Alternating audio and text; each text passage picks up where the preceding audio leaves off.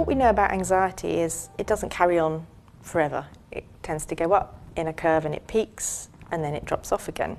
The problem is that because anxiety feels horrible, most people try to get out of the situation or avoid the situation in some way before it peaks and drops off.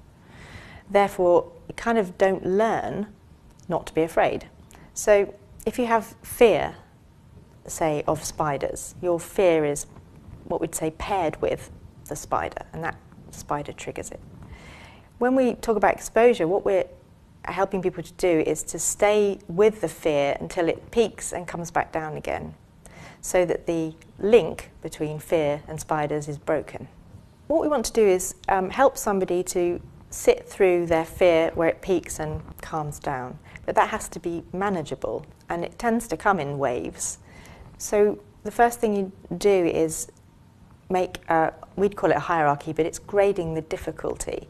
So if someone was afraid of a spider, you wouldn't start by getting them to hold a spider.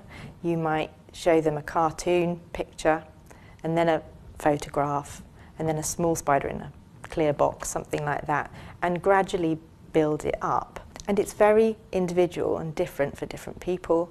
The most important thing is that it's agreed for that person, the order that you do it, and that they're in control of the process. In my experience of working with using graded exposure, one thing that comes to mind is a young girl who couldn't have her vaccinations at school because of her fear of needles. And with her, we also had to learn a technique, because you can sometimes faint when you have a fear of needles or blood and injury.